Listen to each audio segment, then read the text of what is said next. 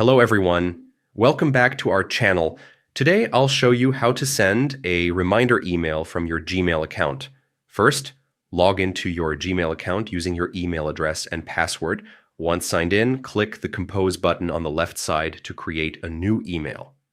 Next, fill in the recipient's email address, add a subject line, and write the body of your message. Instead of clicking Send, click the downward-facing arrow next to the Send button and select Schedule Send.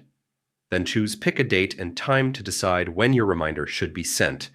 Use the calendar and time picker to select the perfect moment. Finally, confirm your selection by clicking Schedule Send. Your email is now scheduled, and Gmail will automatically send it at the specified time. You can view or adjust your scheduled emails in the Scheduled folder on the left panel of Gmail.